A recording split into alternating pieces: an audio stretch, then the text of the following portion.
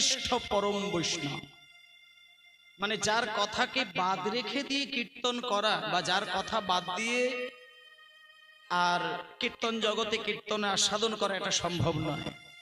আজকে আমরা মন দিয়ে একটু তার কথা আস্বাদন করব।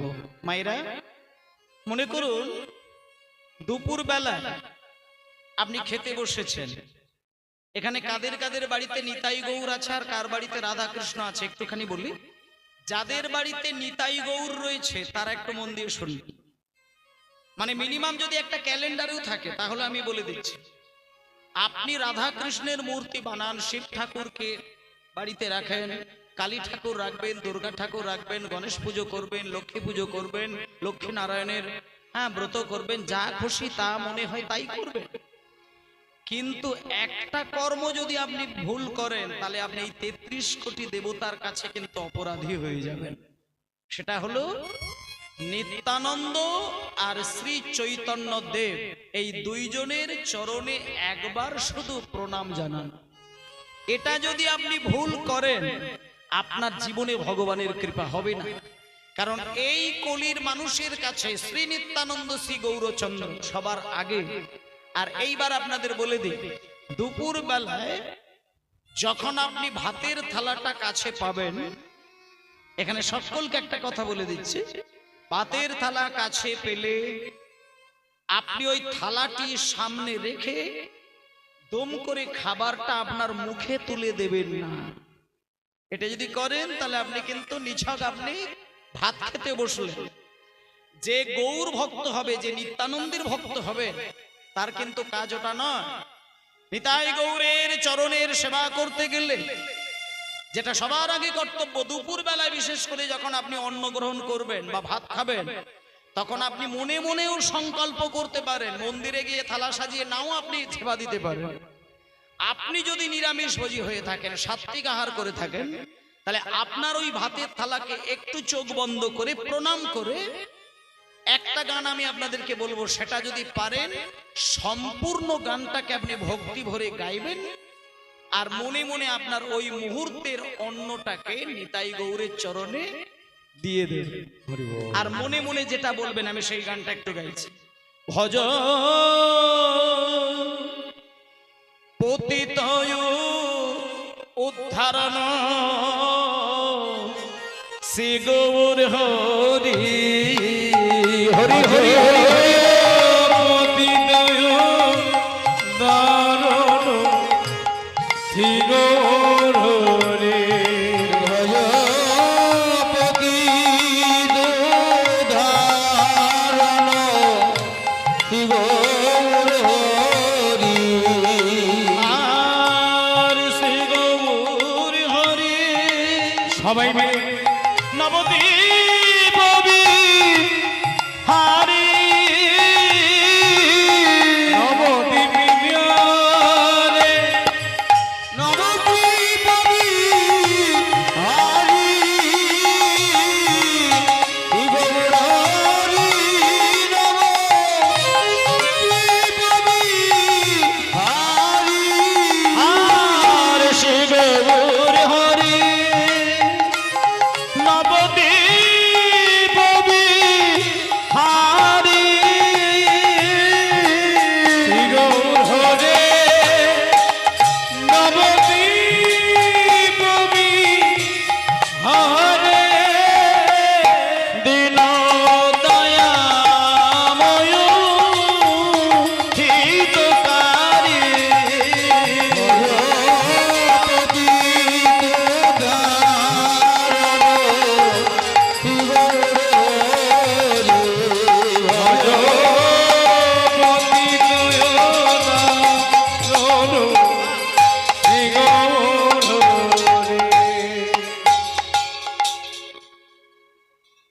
এই গানটা, এটা আমি দুটো লাইনে গাইলাম, কিন্তু আপনারা একটু যদি আপনার পাড়ায় বা গ্রামে বা পাশাপাশি কোনো গ্রামে কোনো বৈষ্ণব সম্প্রদায় থাকে বা কোনো কীর্তনী আশপাশে থেকে থাকে, মায়েদেরকে বলছি আপনারা একটু বলে দেবেন যে দুপুর বেলায় যখন নিতাই গৌরকে ভোগ লাগানো হয়, ভোগের সময় যে গানটা গাওয়া হয় ওটা আমাকে একটু লিখে দিন।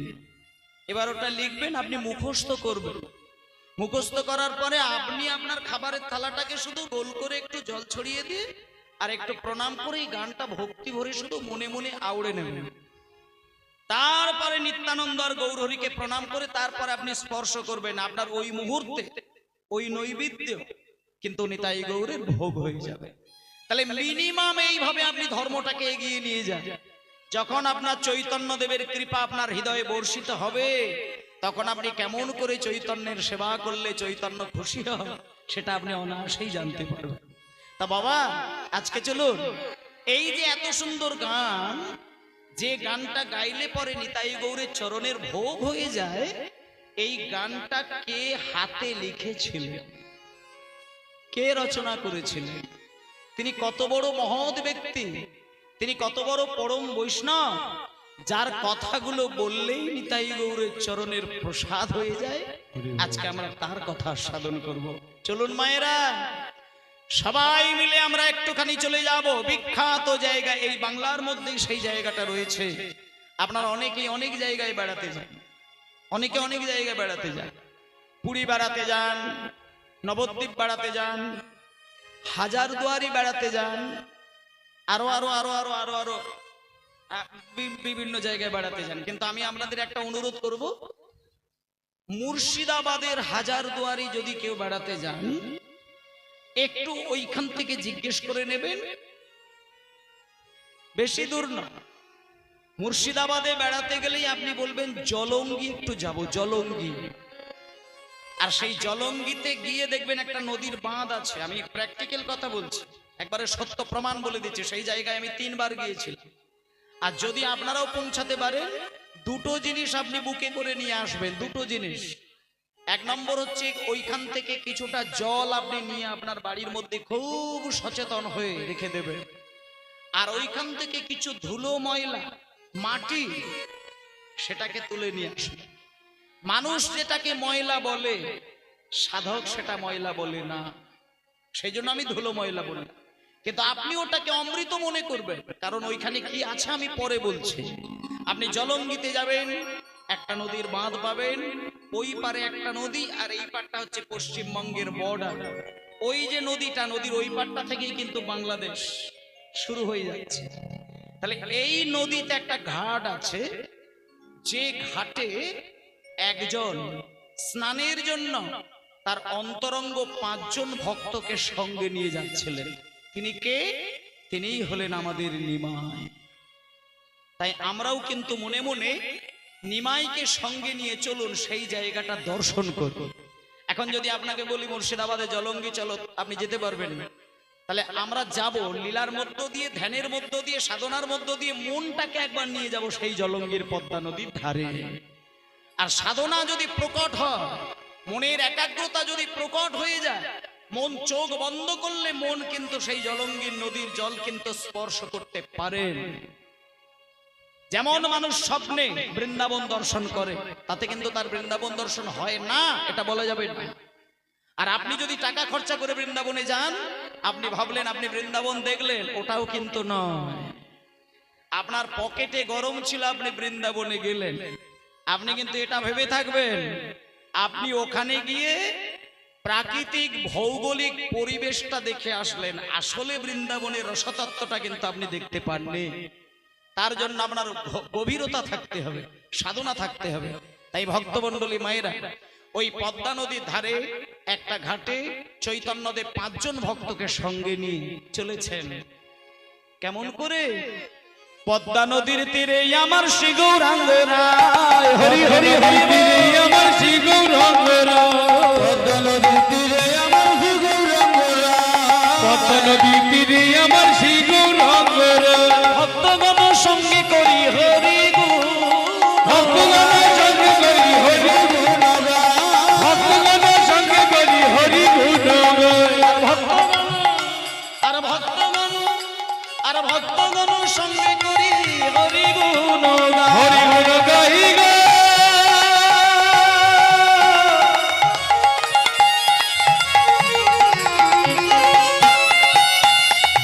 হরি গুণ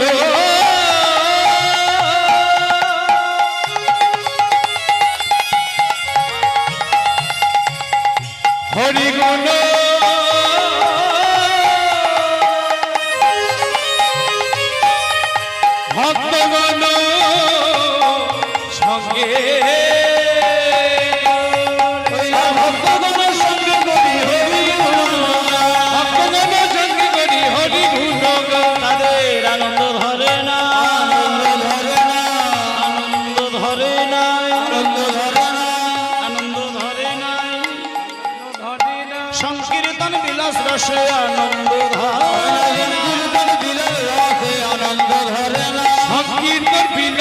সেই আনন্দ ঘটে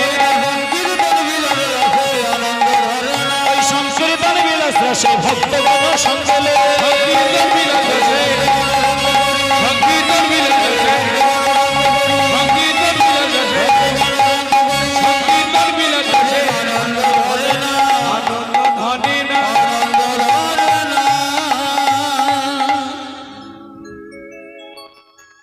আজকে ও বাবা এমন ভাবে আপনাদের কাছে আমি এই ভক্তপালাটা পরিবেশন করব, আপনারা এমন ভাবে আপনার মনটাকে লীলার মধ্যে ডোবাবেন, লীলা শুনতে শুনতে শুনতে শুনতে মন যে দেখবেন লীলা রসের মধ্যে ডুবে যাবে।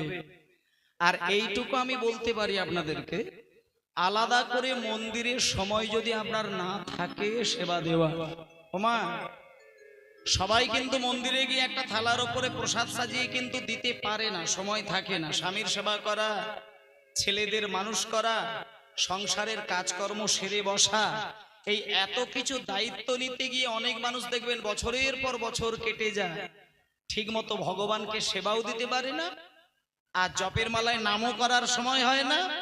আর গুরুদেব যে দীক্ষার দিয়েছিলেন সেই মন্ত্রটাও যে আমি মাঝে মাঝে বলবো সেটাও আমার সময় হয় না।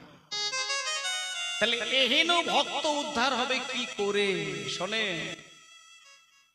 শোনো, মহাপ্রভু বললেন তোমার যদি মন্দিরে গিয়ে থালায় মিষ্টান্ন সাজিয়ে বা ভগবানকে ফুল দিয়ে মালা তৈরি করে দেবার সময়টুকু হাতে না থাকে, মিনিমাম হরিবাসরে বসে 3টে ঘন্টা যে পালা বা যে লীলাটা তুমি শুনবে, সেই লীলা রসের মধ্যে যদি তোমার মনটাকে ডোবাতে পারো, আর সেই লীলা রস আস্বাদন করতে গিয়ে তোমার চোখ থেকে যদি মিনিমাম 2 ফোঁটা জল গড়িয়ে যায়, তুমি কিন্তু বুঝে গেলে যে তোমার ভগবানকে আলাদা করে কোনোভাবে সেবা দিতে লাগে না।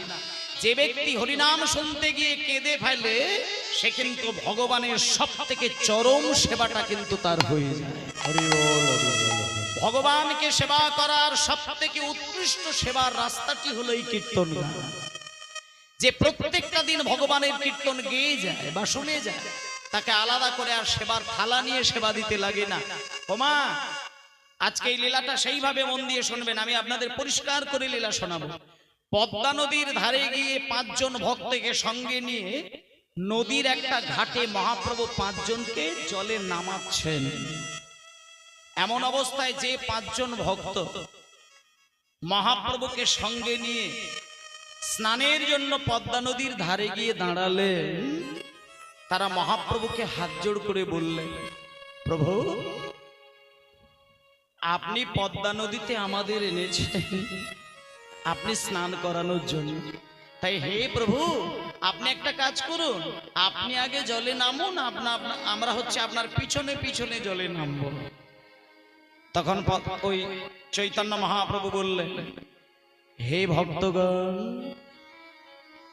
তোমরা আমার একটা কথা শোনো, আমি প্রত্যেকটা দিন যখনই তোমাদেরকে সঙ্গে নিয়ে স্নান করার জন্য দাঁড়াই, আমি কিন্তু রোজই আগে জলে নামি, তারপরে তোমরা আমার পিছনে পিছনে জলে নামো। কিন্তু আজকে আমি তোমাদেরকে বলি একটা কথা শোনো, আজকে আমি জলে নামবো না, আমি তোমাদের পরে নামবো। আজকে তোমরা জলে নামো, আমি পিছনে পিছনে নামবো। শোনেন মা, 5 জন ভক্তকে মহাপ্রভু জলে আগে নামিয়ে দিয়েছেন, এরপরে মহাপ্রভু পিছনে পিছনে যাচ্ছেন, শেষে নামবেন। কিন্তু হঠাৎ কি কাণ্ড ঘটলো দেখুন, 5 জন বৈষ্ণব যখনই জলে নেমে পড়েছেন, ইতিমধ্যেই স্নান করার জন্য ডুব দিয়েছেন, হঠাৎ করে মহাপ্রভু জলে না নেমে ওই 5 জন ভক্তকে আড়াল করে লুকিয়ে তীরের মতো ছুটে গিয়ে একটা জঙ্গলে গাছের আড়ালে দাঁড়িয়ে দাঁড়িয়ে বুক চাপড়ে কাঁদতে কাঁদতে একজনের নাম ধরে ডাকছে। তিনি কে? আজকে যাকে নাম ধরে পাগলের মতো মহাপ্রভু ডেকে চলেছে, যার নামটা মহাপ্রভু এর আগে কোনো দিন মুখে উচ্চারণ করেননি, সে কে? নর নর বলে প্রভু নরে রে নিতাই গৌর হরিব নরু রে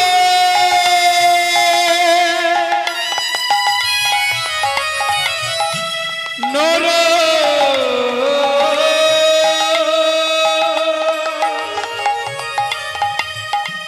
নর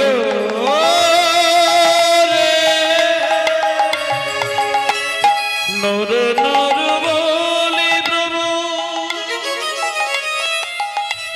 ডাকে বারে বার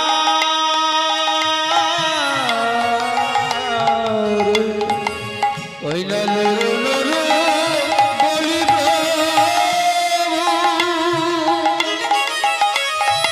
প্রভু ডাকে বারে বার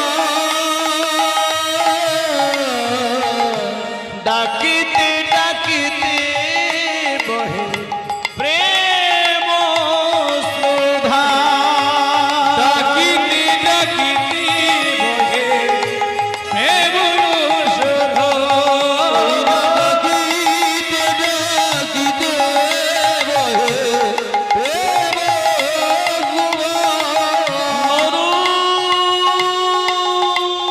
নরু রে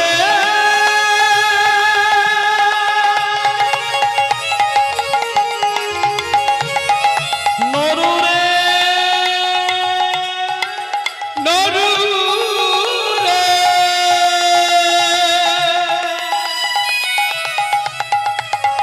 নরু নরু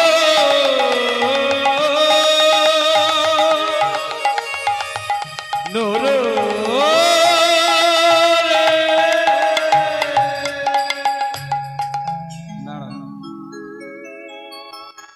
মায়েরা এই জায়গাটা একটু ধ্যান দিয়ে দেখবেন। নরু নরু নরু যে নামটা মহাপ্রভুর কোনোদিন কিন্তু মনেও আসে না, মুখেও আসে না। আর আজকে হঠাৎ ভক্তদেরকে স্নান করানোর জন্য পদ্মা নদীর কাছে আসার পরে জঙ্গলের মাঝখানে দাঁড়িয়ে পাগলের মতো বুকটা চাপড়ে নরু নরু বলে আকাশের দিকে তাকিয়ে তাকিয়ে কাঁদছেন। আর চোখ থেকে গঙ্গার মতো নয়নের জল। ভক্তগণ ছুটে গিয়ে মহাপ্রভুর সামনে গিয়ে হাত জোড় করে বললেন, প্রভু প্রভু আপনি নরু নরু বলে কাকে ডাকছেন? মানে আমি বলতে চাইছি নরু কে? আমরা যে পাঁচজন আপনার সঙ্গে পদ্মা নদীতে স্নান করার জন্য এসেছি, কই এদের মধ্যে কারো নাম তো নরু নয়। আমরা এখানে যারা যারা আছি কেউ তো নরু নেই, তাহলে আপনি নরু নরু বলে পাগল হয়ে কাঁদছেন, নরু কে? মহাপ্রভু বললেন, হে ভক্তগণ শোনো, একটা কথা বলি মন দিয়ে শোনো। আমি নরু নরু নরু বলে যাকে আমি এই মুহূর্তে ডাকছি,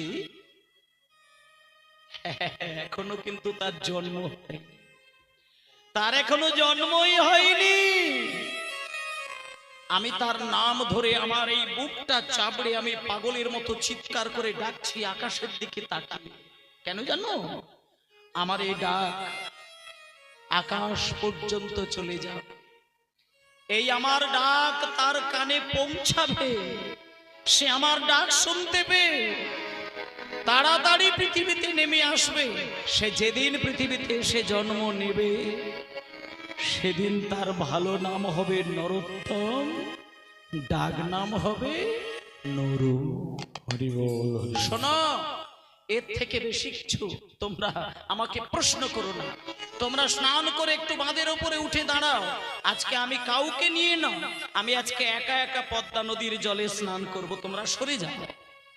মায়েরা সবাইকে সরিয়ে দিয়ে সবাইকে স্নান করিয়ে বাঁধের উপরে তুলে দিয়ে আজকে মহাপ্রভু একা একা জলে নামছেন। কেমন করে?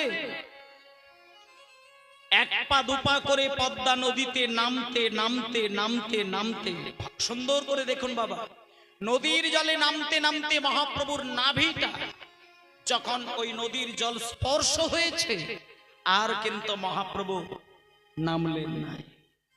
নাভি সমান জলে দাঁড়িয়ে হাত জোড় করে মহাপ্রভু কেঁদে কেঁদে নদীর উদ্দেশ্যে একটা কথা পেড়ে দিলেন। সবাই মনে মনে বলে নদী নাকি কথা বলে না, নদী শুনতে পায় না, কিন্তু নদীও কথা কয়, নদীও শুনতে পায়, নদীও কাঁদে। পরম ভক্তকে যদি নদী কোনোদিন কাছে পায়, পাগলের মতো জড়িয়ে ধরে নদীও কিন্তু কাঁদে। তার প্রমাণ আজকে দেখুন, আজকে মহাপ্রভু নদীর জলে নামছে, নাভি জলে দাঁড়িয়ে মহাপ্রভুই আমার কেঁদে কেঁদে। আমি আপনার এখানে যারা মায়েরা বাবারা রয়েছেন একটু এই কথাগুলো, এই পয়ারটা একটু মন দিয়ে শুনবেন। আমি সুরে সুরে বলছি, কিন্তু আপনারা ধ্যানস্থ হয়ে দেখবেন কথাগুলো কি বলছেন। মহাপ্রভুই আমার নাভি সম জলে দাঁড়িয়ে কেঁদে কেঁদে বলছে, ওহে আমার পদ্মা নদী,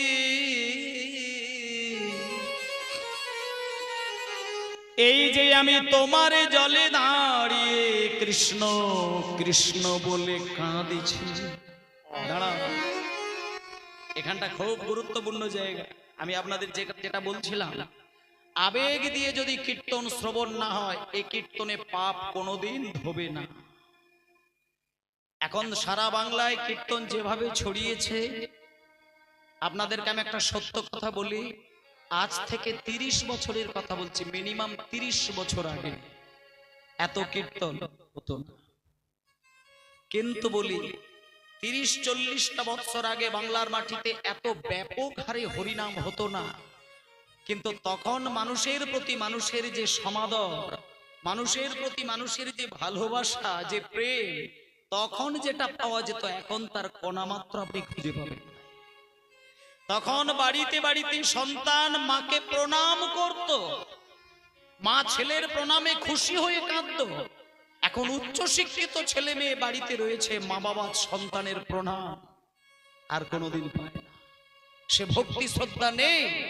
তাহলে শোনেন, হরিনাম হলেই আপনার মন পবিত্র হবে, হরিনাম হলে আপনার পাপ বিনাশ হবে, এই গ্যারেন্টি দেওয়া যাবে না। তার কারণ, যে হরিনাম শুনলে পরে প্রেম থাকে না, চোখে জল থাকে না, আবেগ থাকে না, পাগল হয় না, সেই হরিনাম জনম জনম শুনে গেল ওই 10টা হিন্দি গানার হরিনাম শোনা একই বিষয় হয়ে যায়। এখন বর্তমানে সারা বাংলায় হরিনাম হচ্ছে, শুধু ড্যান্স, শুধু ড্যান্স, কোমর ভেঙে যাবে। রাসের মঞ্চে 50টা 30টা 40টা করে নায়িকাদেরকে দাঁড় করিয়ে দিচ্ছে, ড্যান্স দেখাচ্ছে, মানুষকে পাগল করছে। তাতে করে কিন্তু নাম অপরাধ যুক্ত হয়, অপরাধ কোনোদিন মুক্ত হয় না। শুনুন, নাম শুনতে গিয়ে বুক চাপড়ে কাঁদতে জানবে, নাম শুনতে শুনতে মানুষ মাথা নিচু করে ছটছট করে কলসি কলসি নয়নের ধারা বিগলিতে হবে। আপনি জানবেন যে হরিনামের আসরে বসে 10 ফোঁটা নয়নের জলে আপনি বুক ভাসাতে পারবেন, সেই চোখের জল আপনার দেহ নয়, নিতাই গৌরের চরণ পরিষ্কার হয়ে যাবে। তাই দেখো, পদ্মা নদীর জলে মহাপ্রভু আমারে কেঁদে কেঁদে কেঁদে কেঁদে কেঁদে কেঁদে বলে, ওহে আমার পদ্মা নদী। খুব সুন্দর করে কথাগুলোর মানে বুঝবেন। কেঁদে কেঁদে বলে, ওহে আমার পদ্মা নদী, এই যে আমি তোমার জলে দাঁড়িয়ে কৃষ্ণ কৃষ্ণ বলে বলে কাঁদেছি। এটা আমার চোখের জল নয়, আমার চোখের জল নয়, আমার অন্তরে যে কৃষ্ণ প্রেমে জমাট বেঁধে রয়েছে, সেই কৃষ্ণ প্রেমী বিরহের তাপে বিগলিত হয়ে অশ্রুরূপে তোমার জলে আমি মিশিয়ে দিলাম ওগো পদ্মা নদী। ওগো পদ্মা নদী, আমি তোমায় করজোড়ে বিনয় করে বলে যাই, যেদিন 5 বছরের একটা ছোট্ট ছেলে নাম নরোত্তম, সে যেদিন তোমার জলে প্রথম স্নান করবে, শুনুন, আমি কিন্তু বাংলায় কথা বলছি মায়েরা, কথাগুলোতে এতটুকু জড়তা কিন্তু নেই, পরিষ্কার বাংলা, শুদ্ধ বাংলা। আজকে মহাপ্রভু পদ্মা নদীকে সুন্দর করে বুঝিয়ে দিচ্ছে। কি দেখো, বলছে পদ্মা, লোকে যখন কাঁদে তার চোখ থেকে জল বার হয়, আর তখন সেটা বলে চোখের জল। আর আজকে আমি তোমার জলে দাঁড়িয়ে কৃষ্ণ কৃষ্ণ বলতে বলতে কয়েক ফোঁটা জল আমি তোমার জলে ফেলে দিলাম। তুমি যেন ভেবো না যে এটা আমার আজকে চোখের জল, এটা তুমি ভাববে না। আমার চোখ থেকে বেরোচ্ছে, কিন্তু জলটা চোখের জল নয়। এই জলটা কি জল তুমি জানবে? শোনো, আমার হৃদয়ে রয়েছে কৃষ্ণ প্রেমের একটা পাথর, কৃষ্ণ প্রেমের শক্ত একটা পাথর। সেটা আমি বিরহের তাপ দিয়ে সেটা বিগলিত করলাম। আর সেই বিরহের তাপে কৃষ্ণ প্রেমটা বিগলিত হয়ে আমার চোখ থেকে সেই প্রেমের ধারা তোমার জলে মিশল। শোনো বাবা, 5-6 বছরের ছেলে, তার নামটা আমি বলে দিচ্ছি নরোত্তম। সে ছোট্ট ছোট্ট গুটি গুটি পায়ে তোমার জলে সে যখন ডুব দেবে, আমার এই চোখের জলটা তাকে জড়িয়ে ধরে তার অঙ্গে শুধু একবার ছুঁয়ে দেবে। আর তোমাকে কিচ্ছু করতে হবে না, সঙ্গে সঙ্গে যাহার পরশে তুমি ওঠে গোছালি মা, যাহার পরশে তুমি ওদের গোছালি মাগো, আমার এই প্রেম তুমি তাহারে দিবা। আমার এই প্রেম তুমি তাহারে দিবা গো, আমার এই প্রেম তুমি তাহারে দিবা গো। আচ্ছা, দাঁড়াও দাঁড়াও দাঁড়াও দাঁড়াও।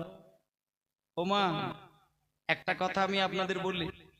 পদ্মা নদীকে যখন চৈতন্যদেব বললেন যে আমার এই চোখের জলটা তোমার জলে তুমি সুন্দর করে লুকিয়ে রাখবে, 6 বছরের একটা ছেলের নাম হবে নরোত্তম, সে যখন তোমার জলে স্নান করার জন্য আসবে, তাকে তুমি কোলে জড়িয়ে ধরে আমার এই চোখের জলটা তার গায়ের মধ্যে বুলিয়ে দেবে।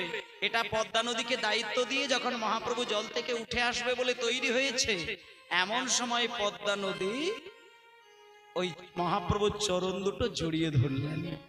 দুটো চরণ জড়িয়ে ধরে মহাপ্রভুকে বলছে, প্রভু দাঁড়ান দাঁড়ান, আমি এতক্ষণ আপনার কথাগুলো শুনে গেছি, আমি কথা বলি না, তবে এই এতক্ষণ পরে আমি একটা কথা বলতে চাই।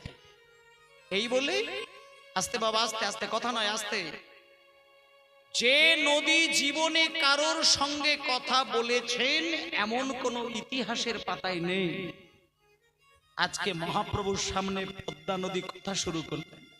প্রভু, আমি একটা কথা বলতে চাই, আপনার চোখের জল কৃষ্ণ প্রেম আমার জলে আপনি রেখে দিয়ে চলে যাচ্ছেন, এটা আমি যত্ন করে রেখে দিলাম। আর নরোত্তম যখন আসবে আমি কথা দিলাম আমি তার অঙ্গে বুলিয়ে দেব, সেটা নয়। কিন্তু প্রভু, নরোত্তমের তো 6 বছর বয়স, আপনি এটা বললেন। তাহলে এইবার আপনাকে একটা কথা বলি, যখন ওই 6 বছরের বাচ্চা ছেলেটা পাপা করে এসে আমার জলে স্নান করবে বলে নামবে, সেই নরোত্তমের সঙ্গে যদি আরো 10টা ছেলে আসে, আমি জানবো কি করে যে কোন ছেলেটা নরোত্তম? আমি চিনবো কি করে কোন ছেলেটা নরোত্তম? আমি যদি ভুল করে নরোত্তমকে চোখের জলটা না দিয়ে আমি অন্য কোনো ছেলের অঙ্গে বুলিয়ে দিই, তাহলে আপনি আমাকে বলে দিন নরোত্তমকে চেনার উপায়। এবার শুনুন মায়ের, গৌর হরি বললেন, পদ্মা, নরোত্তম যেদিন স্নান করার জন্য আসবে, আমি সুন্দর করে তোমাকে দৃষ্টান্ত দিয়ে বুঝিয়ে দিই। নরোত্তমের সঙ্গে 10টা ছেলে কেন, 10টা ছেলে কেন, 10,000টাও ছেলে যদি আছে, আর সবার বয়সই যদি 6 বছর হয়, দেখতেও যদি একই হয়, একটা কথা আমি বলে যাই তোমাকে পদ্মা, নরোত্তমের যে ক্ষমতা নিয়ে সে জন্ম নেবে, পৃথিবীর লক্ষ লক্ষ ছেলে সেই ক্ষমতা নিয়ে জন্ম নেবে। নরোত্তমের একটা বিশেষ ক্ষমতা থাকবে, সেটা কি তুমি খেয়াল করে দেখবে। অন্যান্য ছেলে জলে ডুব দিলে পরে তোমার নদীর ঢেউ কিন্তু কোনো পরিবর্তন হবে না। এই যেমন আপনাদের এই বকখালির যে সমুদ্র সাগর, আপনারা যখনই যাবেন দেখবেন সাগরের মধ্যে কুলকুল শব্দে একটা ঢেউ চলছে। এটা কিন্তু কোনো মানুষ তৈরি করে না, এটা কোনো মানুষ দিয়ে কিন্তু ওই জলটাকে ঠেলে দিয়ে তার ঢেউ তৈরি করে না, এটা প্রকৃতির সিস্টেম, বিধান। এ রাত দিন ঢেউ বইতেই থাকে। কিন্তু আজকে দেখুন, শুনলে আপনারা পাগল হয়ে যাবেন। আজকে পদ্মা নদীকে বলছে মহাপ্রভু, পদ্মা, হাজার ছেলে যখন তোমার জলে ডুব দেবে, তোমার জলের যে ঢেউটা তার কোনো পরিবর্তনই হবে না, কিন্তু নরোত্তমের অঙ্গটা যখন তোমার জলে ছোঁবে, তোমার ঢেউটা যে গতিতে চলছে, তুমি দেখবে তোমার নদীর ঢেউ শত শত গুণ, শত শত গুণ ওপরের দিকে উঠে যাবে। তখন তুমি জানবে ওই ছেলেটাই নরোত্তম। তখন এইবার মহাপ্রভু বললেন, যাহার পারশে তুমি ওধে গোছালিবা, যাহার পরশে তুমি ওধে গোছালিবা, আমারে প্রেম, গানের সঙ্গে না, আমারে প্রেম তুমি তাহারে দিবা গো, আমারে প্রেম তুমি তাহারে দিবা গো, তরঙ্গ বাড়িবে, তরঙ্গ বাড়িবে, এবার তরঙ্গ বাড়িবে, যদি নরোত্তমে সে স্নান করবে, সেদিন তরঙ্গ তোমার বাড়িবে, নরোত্তমে শানে করবে, তরঙ্গ বাড়িবে, যদি নরোত্তমে সে স্নান করবে, হাত কৃষ্ণ বলে কেঁদে বেড়াবে, নরোত্তমে সে স্নান করবে, যদি নরোত্তমে সে স্নান করবে, যদি নরোত্তমে সে স্নান করবে, যদি নরোত্তমে সে স্নান করবে, তরঙ্গ বাড়িবে, তরঙ্গ বাড়িবে। আচ্ছা, এই পর্যন্ত ঘটনাটা মানে কোনো অসুবিধে কিন্তু হলো না আপনাদের বুঝতে। এবার আরো গভীরের দিকে যাচ্ছে। দেখুন, মহাপ্রভু পদ্মা নদীকে যা বোঝাপড়া বুঝিয়ে দিয়ে কিন্তু বাড়িতে চলে আসলেন। এবার বাড়িতে এসে মানে যেদিনকে স্নান করলেন তার আরো কয়েকটা মাস তিনি বাড়িতে কাটালেন। এবার তারপরে একদিন ওই চৈতন্যদেব তার নিজের সহধর্মিণী নাম হলো বিষ্ণুপ্রিয়া দেবী, আর নিজের মা নাম হলো সচিমা। সচিমাকে পাগলের মতন কাঁদিয়েছিল নিমা। যখন সচিমা নিমায় সন্ন্যাসী হয়ে চলে যায়, সচিমা কাঁদতে কাঁদতে চোখ থেকে আর অশ্রু বিগলিত হয়। পাথর হয়ে গেছিল সচিমায়ের হৃদয়। কেন? একদিকে নিমায় হারানোর যে তীব্র বেদনা, আর একদিকে সচিমায়ের সামনে দাঁড়িয়ে থাকা তার বৌমার আছাড় খাছাড়কে নিমাই বলে কান্না। ওমা, যখন নিমাই সন্ন্যাসী হয়ে চলে যায়, বিষ্ণুপ্রিয়া কিন্তু কেঁদে কেঁদে কেঁদে কেঁদে পাগল হয়ে যাচ্ছে। তখন সচিমা বিষ্ণুপ্রিয়ার চোখের জল আর নিমাই হারানোর ব্যথা দুদিক থেকে নিজেকে সহ্য করতে না পেরে পাথর হয়ে গিয়েছিল সচিমা। আরো কয়েকটা দিন পরে আসতে, এবার আপনাদের আমি ইতিহাসটা একটু বলি। পদ্মা নদীতে স্নান করে বাড়িতে আসার কয়েক মাস পরে সচিমা আর নিজের স্ত্রীকে ছেড়ে দিয়ে নিমাই যখন চিরতরে বাংলা ছেড়ে বিদায় নিলেন, তখন নিমাইয়ের বয়স হচ্ছে 24 বৎসর। এবং কি মাসে তিনি বেরিয়ে গিয়েছিল ঘর ছেড়ে? মাঘ মাসে বেরিয়ে গিয়েছিলেন। তীব্র ঠান্ডা, বাড়ি ছেড়ে বেরিয়ে গেলেন। সচিমা যখন দেখলো বৌমাকে থামানো যাচ্ছে না, তখন সচিমা বৌমাকে বুকে জড়িয়ে ধরে কাঁদতে কাঁদতে বৌমার মাথায় হাত বুলিয়ে দিয়ে বলেছিল, বৌমা তুমি কেঁদো না, আমি তোমায় একটা কথা বলি। নিমাই সন্ন্যাসী হয়ে গেছে, আর বাড়িতে ফেরার ছেলে না। তবে একটা কথা বলি বৌমা, আমি তো তোমাকে পছন্দ করে ঘরে নিয়ে এসেছি, আমি মা হয়ে তোমাকে শেষ কথা একটা বলতে পারি। নিমাই চলে গিয়েছে এই মাঘ মাসের তীব্র ঠান্ডা। আমি তোমাকে বলি, তুমি তড়িঘড়ি করে কটা দিন আর রাত্রির জেগে তুমি একটা নতুন কাঁথা তৈরি করে আমার হাতে দাও, আমি সেই কাঁথাটা নিমাইয়ের কাছে পাঠিয়ে দেব। নিমাই যদি ঠান্ডাতে কাঁথাটা তার নিজের ব্যবহারের কাজে লাগায়, তুমি কিন্তু ঘরে বসে স্বামীর সেবা করবে বিষ্ণুপ্রিয়া। তুমি কাঁথা তৈরি করো। সচিমায়ের কথাটা কিন্তু বিষ্ণুপ্রিয়া ফেলেনি।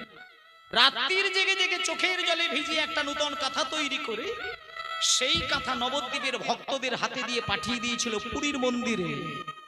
এবার পুরীর মন্দিরে গিয়ে যখন নিমাইয়ের কাছে ভক্তগণ কাঁথাটা তুলে দিলেন, মায়েরা নিমাই কাঁথাটাকে হাতে নিয়ে বুকে জড়িয়ে ধরে একটা প্রশ্ন করেছিলেন, কাঁথাটা আমাকে কে দিয়েছে?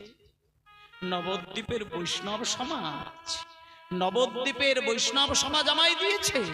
তখন কিন্তু নিমাইয়ের চোখে চোখ রেখে বলল, না, বিষ্ণুপ্রিয়া দিয়েছে। বিষ্ণুপ্রিয়া? হ্যাঁ, বিষ্ণুপ্রিয়া দিয়েছে।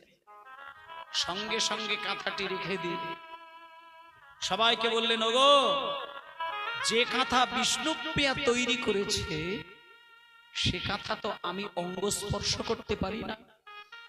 এই কাঁথাটা তৈরি করেছে বিষ্ণুপ্রিয়া, তার মানে সে যখন কাঁথা তৈরি করে আমি জানি তার মধ্যে তার ভালোবাসার চোখের জল মাখানো রয়েছে, তার ভালোবাসা লুকিয়ে রয়েছে, তার মায়া টান লুকিয়ে রয়েছে।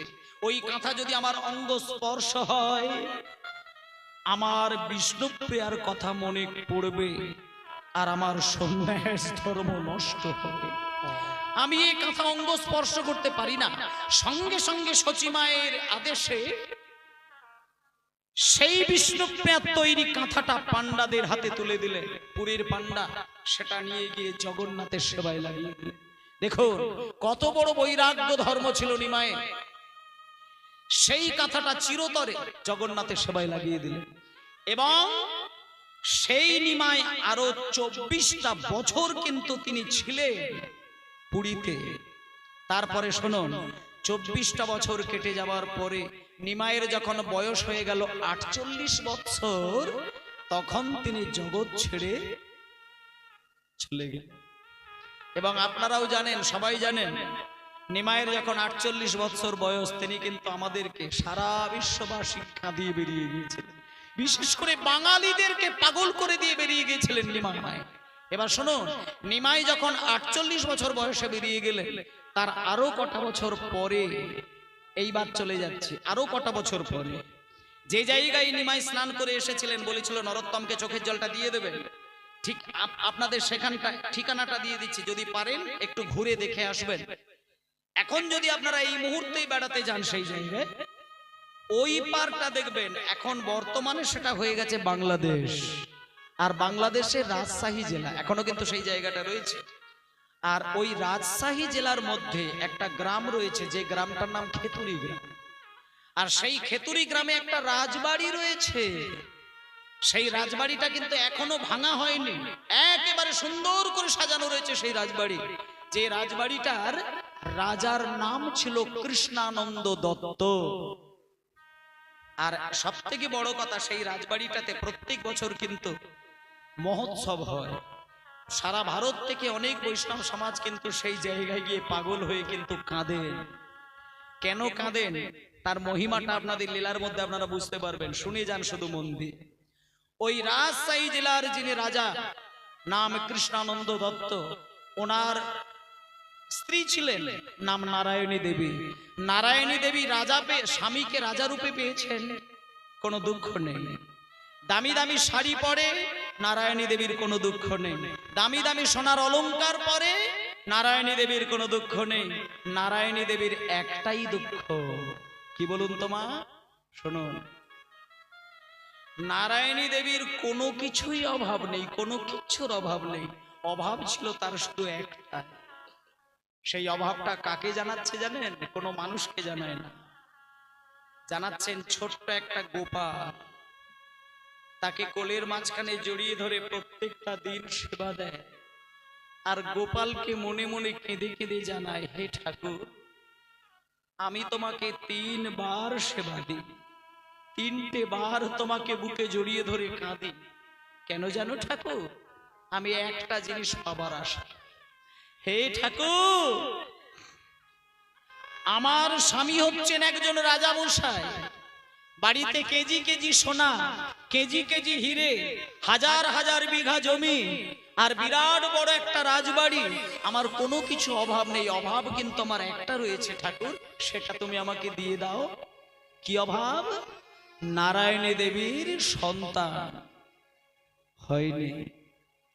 প্রত্যেকটা দিন 3 বার গোপালকে বুকে জড়িয়ে ধরে কাঁদে আর বলে, ঠাকুর তুমি আমার গর্ভে একটা সন্তান দাও না ঠাকুর, একটা সন্তান দাও না, এবং তুমি যে সন্তানটা আমার এই গর্ভে পাঠাবে সে যেন আমার বাড়িতে জন্ম নিয়ে আমাকে বৃদ্ধা বয়সে যেন খেতে দেবে, এটা ভেবে যেন আমাকে ছেলে দিও না। আমার গর্ভে তুমি যে ছেলেকে পাঠাবে সে আমার বংশ রক্ষা করবে, এই উদ্দেশ্যে না। আমি শুধু তোমাকে কেঁদে কেঁদে একটা জিনিস জানাই, আমার গর্ভে যে ছেলেটি জন্ম নেবে এই ছেলেটা জন্ম থেকেই যেন তোমাকে সেবা দিয়ে যেতে পারে। তুমি আমাকে একটা কৃষ্ণ ভক্ত সন্তান দিয়ে দাও। এইবার আমি আপনাদেরকে একটা কথা বলে দিচ্ছি মায়েরা, যে বাড়িতে কৃষ্ণ ভক্ত সন্তান জন্ম নেয় আর যে মায়ের পেটে কৃষ্ণ ভক্ত ছেলের জন্ম হয়, আমি বলে দিই সেই মায়ের জীবন নয়, সেই ফ্যামিলিটার জীবন নয়। যে বংশে কৃষ্ণ ভক্ত সন্তানের জন্ম হয় সেই বংশের বিগত 14 পুরুষ তারা যদি পাপের একটা পাহাড় কেউ বসিয়ে রেখে দিয়ে যায়, একজন কৃষ্ণ ভক্ত সন্তানের এত ক্ষমতা থাকে, 14 পুরুষের পাপের পাহাড় একজন কৃষ্ণ ভক্ত সন্তানের এত ক্ষমতা, সেই পাপের পাহাড় পর্যন্ত বিগলিত হয়ে ধুয়ে মুছে পরিষ্কার হয়ে সবার চিত্ত শুদ্ধ হয়ে ভগবানের চরণে আত্মনিবেদিত হয়ে যায়। আরেকটা কথা আমি বলে দিই, কৃষ্ণ ভক্ত ছেলে যার বাড়িতে আসবে সেই মা খেতে পাবে না, এটা কিন্তু বলা যাবে না। যে ছেলে কৃষ্ণ ভক্ত হয় সে কিন্তু তার মাকে খেতে দেবে, সে বাবাকে খেতে দেবে। কৃষ্ণ ভক্ত অথচ মাকে খেতে দেয় না, আপনি পৃথিবীর মাটিতে একটা প্রমাণ দিতে পারবেন না। যে ছেলে কৃষ্ণ ভক্ত হয় সে থালা কাছে পেলে নিজে খাবার মুখে তুলে দেয় না, সে মায়ের কাছে গিয়ে কিন্তু বলে, মা তুমি খেয়েছো? বাবা তোমার খাওয়া হয়েছে? এই যে মা খেয়েছে কিনা, বাবা খেয়েছে কিনা, বাবার ঘুম হয়েছে কিনা, মা ভালো আছে কিনা, এই মা বাবার কল্যাণের চিন্তা সর্বক্ষণে করে সেই ছেলে, যে ছেলের অন্তরে রয়েছে কৃষ্ণ প্রেম। এবার অনেকে বলতে পারেন, বাবা আমার পাড়ায়, আমার গ্রামে, আমার এলাকায় অনেক ছেলেকে দেখেছি কৃষ্ণ ভক্ত অথচ মাকে খেতে দেয় না, বাবাকে খেতে দেয় না। আমি এই ক্ষেত্রে আপনাদের একটা কথা বলে দিই, যে ছেলে মাকে খেতে দেয়নি অথচ গলা ভর্তি তুলসী মালা পড়ে আছে, যে ছেলে বাবাকে খেতে দেয় না অথচ ধুতি পাঞ্জাবি পরে জপের মালায় নাম করে বেড়ায়, আপনি কিন্তু একটা জিনিস পরিষ্কার বুঝে যান, ও কৃষ্ণ ভক্ত নয়, ও কপট। ও বাইরে একটা দামি মুখোশ পরে দাঁড়িয়ে রয়েছে, ভেতরে কিন্তু কৃষ্ণ প্রেম নেই। যার অন্তরে কৃষ্ণ প্রেমের ছোঁয়া থাকে সে মাকে খেতে না দিয়ে কোনোদিন একটা দানা কোনোদিন সে দাঁতে কাটতে শেখে না। এটা কৃষ্ণের প্রমাণ, এটা কৃষ্ণের কৃপা।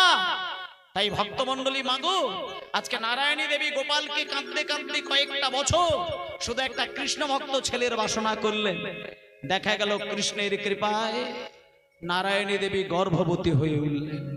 আরো কয়েকটা মাস পরে নারায়ণী দেবীর কোল আলো করে একটা ছেলের জন্ম হলো।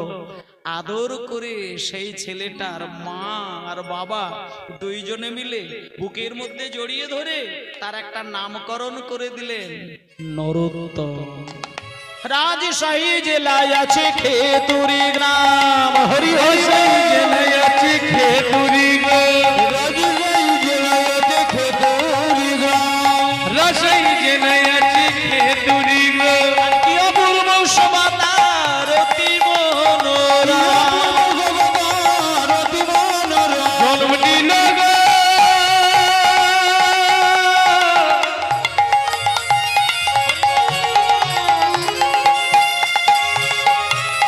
জনম নিল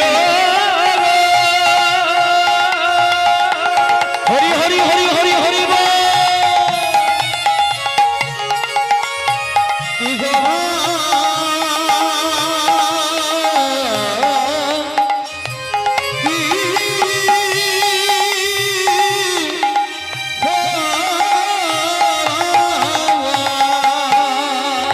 রাজশাহী জেলায় আছে খেতুরি গ্রাম, আর কি অপূর্ব শোভা তার অতি মনোরম।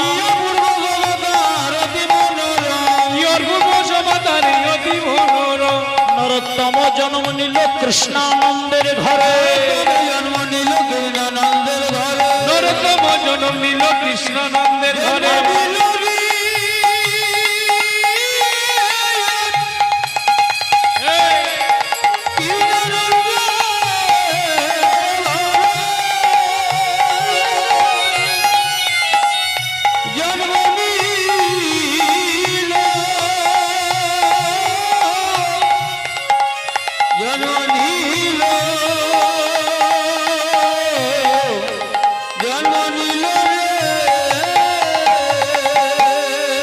নরোত্তম জন্ম নিল কৃষ্ণানন্দের ঘরে, নরোত্তম জন্ম নিল কৃষ্ণানন্দের ঘরে। মহাভদ্রবতী নারায়ণীর উদরে, মহাভদ্রবতী নারায়ণীর ঘরে আনন্দ ধরে না, আনন্দ ধরে আনন্দ ধরে না, রাজশাহী বাসীর মনে আনন্দ ধরে না, রাজশাহী বাসীর মনে আনন্দ ধরে রাজশাহী বাসীর মনে রাজপুত্র হলো বলে, রাজশাহী বাসীর মনে, রাজশাহী বাসীর মনে, রাজশাহী বাসীর মনে, রাজশাহী বাসীর মনে আনন্দ ধরে না, আনন্দ ধরে না। আহারে আহ, এই এতগুলো বছর পরে নারায়ণী দেবী একটা সন্তান জন্ম দিলেন। ও মায়েরা, যে ছেলেটা জন্ম নিয়েছে নারায়ণী দেবীর কোলে না, ছেলেটাকে দেখার জন্য শত শত মানে মায়েরা দেখতে এসেছেন। মানে দেখে কেউ চোখ ফিরিয়ে নিতে পারেন না, এত সুন্দর ছেলের বদন। কিন্তু মা, ছেলেটাকে এত মিষ্টি দেখতে, কোনো মা কিন্তু তার বদন থেকে চোখ ফিরিয়ে বাড়ি যেতে পারছে না, পাগলের মতো দাঁড়িয়ে দাঁড়িয়ে ছেলের বদন দর্শন করছেন। ভারী সুন্দর দেখতে, মিষ্টি দেখতে, অপূর্ব দেখতে, কিন্তু ছেলেটার গায়ের রংটা কিন্তু ফর্সা না, একটু কালো কৃষ্ণবর্ণের ছেলেটার গায়ের রং, কিন্তু বদনটা ভারী সুন্দর দেখতে। মা বাবা আদর করে আদরের ছেলেটাকে বুকে জড়িয়ে ধরে নাম রেখেছে নরোত্তম। দেখতে দেখতে ছেলেটা বাবা মার আদর খেতে খেতে একটু একটু করে বড় হয়ে গেল। যেদিন ছেলেটার বয়স হয়ে গেল 5 বছর, সেদিন মা নয় বাবা চিন্তা করছেন, মানে বাবা তো রাজামশাই, টাকা পয়সার অভাব নেই, তাই বাবা একদিন 5 বছরের ছেলেটাকে সামনে বসিয়ে রেখে মুখের দিকে তাকিয়ে, চোখের দিকে তাকিয়ে বাবা মনে মনে একটা স্থির চিন্তা করে নিলেন, আমি যেহেতু রাজা, আমি ছেলেকে মানুষ করতে গিয়ে আমার যদি রাজ সর্বস্ব ক্ষয়েও যায়, আমি যদি রাস্তার ভিখারিও হয়ে যায়, আমি হাসি মুখে সেটা ভিখারি হব। আমার ছেলেকে আমি মহাপণ্ডিত তৈরি করে তুলব। আমার ছেলেকে আমি ডাক্তার, মাস্টার, উকিল, ব্যারিস্টার, ইঞ্জিনিয়ার আমার দরকার নেই। আমার ছেলেকে আমি যোগ্য সন্তান বানাতে চাই, আমার ছেলেকে আমি বৈষ্ণব তৈরি করতে চাই, আমার ছেলেকে আমি মহাপণ্ডিত তৈরি করতে চাই। এই বলে যখন ছেলেটার বয়স হয়ে গেল 5 বছর, বাবা কোলে করে নিয়ে মহানন্দে চলল মাস্টার মশাইয়ের বাড়িতে গিয়ে লেখাপড়া শেখানোর জন্য। যে মাস্টারের কাছে ছেলেটাকে নিয়ে যাচ্ছেন তার নামটাও আপনাদের একটুখানি বলে দিই। তিনি হলেন কৃষ্ণ দাস পণ্ডিত। আচ্ছা, নরোত্তমের বাবার সঙ্গে মাস্টার মশাইয়ের নামের সঙ্গে কিন্তু মিল আছে। বাবার নাম হচ্ছে কৃষ্ণানন্দ দত্ত, আবার একবার বলে দিলাম। আর যে মাস্টারের কাছে যাচ্ছেন তিনি হচ্ছেন কৃষ্ণ দাস পণ্ডিত। এই ব্যাপার। এবার এমন একটা মাস্টারের কাছে বাবা নিয়ে যাচ্ছেন যে মাস্টারের কাছে যাওয়ার ক্ষমতা সবার হয় না। তিনি রাজশাহী জেলার মধ্যে শ্রেষ্ঠ পণ্ডিত, সবার যাওয়ার অধিকার হয় না। কিন্তু যেহেতু রাজা পয়সার গরম, সেই ভাবনা নিয়ে চলে গেছে।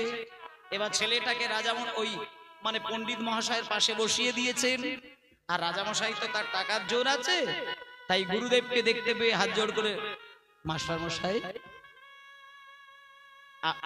মানে আপনি তো মহাপণ্ডিত, আর আমি হচ্ছি মানে এই নরোত্তমের বাবা, আর ও আমার ছেলে, আপনাকে আমি একটা দায়িত্ব দিয়ে যাই মাস্টার মশাই, আপনি কিছু মনে করবেন। আমার ছেলেকে আপনি আপনার কোলে বসিয়ে শাস্ত্রবিদ্যায় পণ্ডিত তৈরি করে দেন। আর আপনি ছেলেকে পণ্ডিত তৈরি করে দিলে, মানুষ তৈরি করে দিলে, আমি যদি জানতে পারি যে আমার ছেলে একটা শাস্ত্রে পণ্ডিত হয়েছে, আমি ওর বাবা হয়ে আমি এখানে দাঁড়িয়ে একটা কথা বলে দিলাম, আমি প্রতিজ্ঞা করলাম আপনার জীবনে অভাব কিন্তু আমি আর রাখবো না। আপনি নির্দ্বিধায় আপনি আমাকে বলতে পারেন ছেলেকে পণ্ডিত করে দিন, তারপরে আমি আপনার জন্য কি করতে পারি আমি দেখছি, আপনি ছেলেকে শুধু পণ্ডিত তৈরি করে দিন। এবার যখনই বাবা এই কথা বলে দিয়ে বাইরে চলে গেলেন, বাড়িতে চলে আসলেন, গুরুদেব নরোত্তমকে সামনে বসিয়েছেন। খোকা, এই খোকা কাছে, তোর বাবার নাম কি রে? আমার বাবার নাম হচ্ছে কৃষ্ণানন্দ দত্ত। ও আচ্ছা, তোর বাবা কি করে রে? আমার বাবা তো একজন রাজামশাই।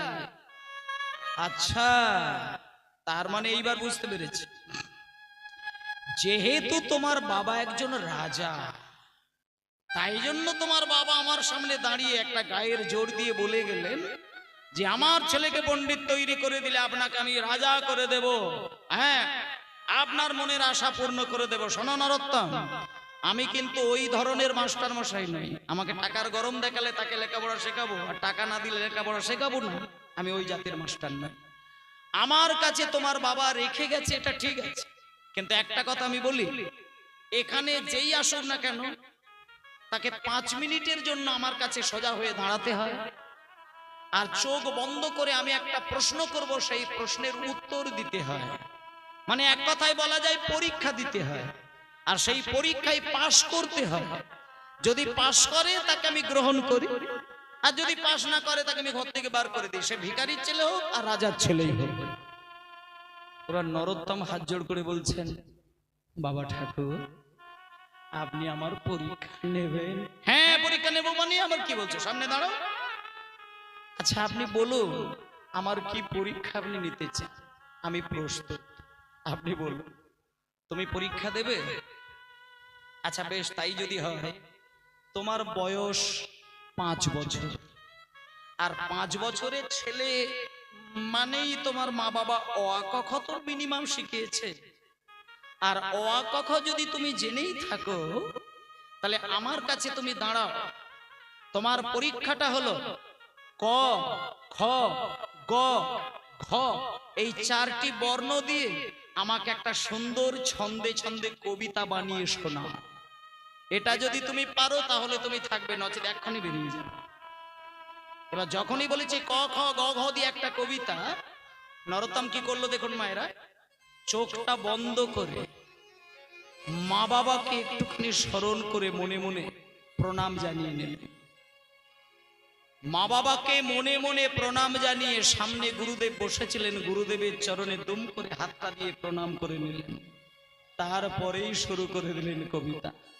গুরুদেব কয়েক কলি যুগে শ্রীকৃষ্ণ চৈতন্য অবতার, হরি হরি বল চৈতন্য অবতার, শ্রীকৃষ্ণ চৈতন্য অবতার, কলি যুগে শ্রীকৃষ্ণ চৈতন্য অবতার, কলি যুগে শ্রীকৃষ্ণ চৈতন্য অবতার, কলি যুগে শ্রীকৃষ্ণ চৈতন্য অবতার, কলি যুগে শ্রীকৃষ্ণ চৈতন্য অবতার, হরে ফেলিবার প্রবন্ধে কইলেন খোলে করতাল, ফেলিবার প্রবন্ধ হরি খোলে করতাল, এবার ফেলিবার প্রবন্ধ হরি খোলে করতাল।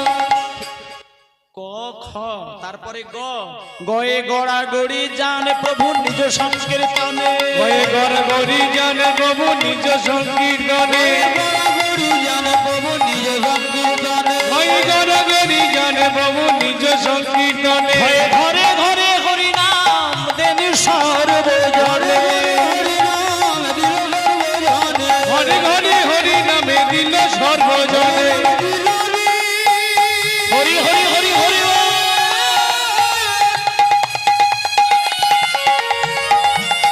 হরিনাম দিল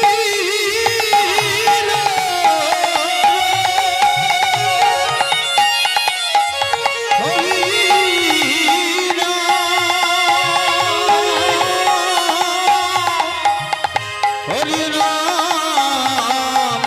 দিল ঘরে ঘরে হরি নামে দিল সর্বজনে হরিনাম দিল সর্বজনে নরোত্তম দাঁড়া দাঁড়া, এই কবিতা তুমি এর আগে কোথায় শুনেছ? কোথায় শুনেছ তুমি? নরোত্তম বলছেন বাবা ঠাকুর এখনই কি বলছেন? আপনার আশীর্বাদে আর মা বাবার আশীর্বাদে তো আমি এই কবিতা এখনই তো হৃদয় থেকে শোনালাম। নরোত্তম কি বলছো তুমি? এই এত কঠিন কবিতা তুমি কি করে তৈরি করলে? আরো বলো, আরো বলো, আমি শুনতে চাই।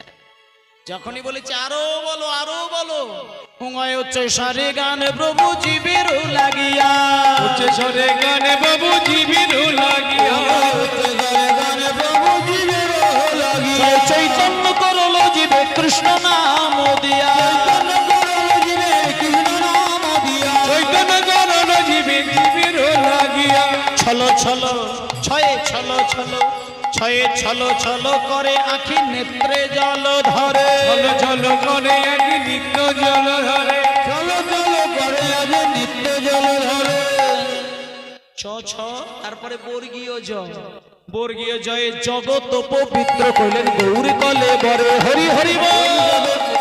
জগৎ কলে বড়ে আর জগৎ পবিত্র কইলেন গৌর কলে বরে, জগৎ পবিত্র করে গৌর কলে বড়ে ছলো মল মুখ যারে পূর্ণ শশ ধর, জগৎ উদয় গৌর মুখ ধরে আর ছলো মল মুখ যার পূর্ণ শশ ধর, চলমল মুখ ধরে পূর্ণ শশ ধরে আর এমন দেখিনি আমি দয়াল সাগর, এমন দেখিনি দয়াল সাগর এমন দেখিনি আমি নয়ন ধরে মাস্টার মশাইয়ের মুখে আর কোনো ভাষা নেই। মাস্টার মশাই শুধু নরোত্তমকে কাছে ডেকে নিয়ে একটাই শব্দ, একটাই কথা বললেন, নরোত্তম সামনে এসো। আমার কোলে এসো। আমার বুকে এসো। শোনো বাবা, শোনো শোনো শোনো শোনো, একটা কথা বলি। আমার জীবনে আমি তোমার মতন হাজার হাজার ছেলেকে সামনে বসে আমি পরীক্ষা নিয়েছি, কিন্তু আমি এরকম অবাক করা কবিতা কিন্তু কোনোদিন শুনি না। নরোত্তম, এই 5 বছর বয়সের হৃদয় থেকে যে ছেলে এত কঠিন কবিতা বলতে পারে, আমি কিন্তু একটা জিনিস খুব বুঝে গেলাম, যার মুখ থেকে যার হৃদয় থেকে এই কবিতা সৃষ্টি হয়, এটা অন্তত আমি বলতে পারি সে মায়ের গর্ভ থেকে মহাপণ্ডিত হয়েই জন্ম নেয়। আমার জীবনে এত বড় পণ্ডিত আমি দেখি না। নরোত্তম, শেখো শেখো শেখো। তোমার বাবা যখন আমার কাছে তোমাকে রেখে দিয়ে গেছে, আমি প্রতিজ্ঞা করলাম আমার ভেতরে যদি কিছু থেকে থাকে আমি তোমাকে কথা দিলাম আমি উজাড় করে দিয়ে দেব। এই বলে মায়েরা ওই 10টা বছর 15টা বছর 20টা বছর নয়, অন্যান্য ছেলেরা লেখাপড়া শিখছে 20 বছর ধরে, কিন্তু নরোত্তম কতদিন লেখাপড়া শিখলেন জানেন? শোনেন, শুনলে আপনারা অবাক হয়ে যাবেন। 5 বছর বয়সে ভর্তি করে দিয়ে আসলেন, আর 1টা বছর শুধু গুরুর বাড়িতে কাটালেন।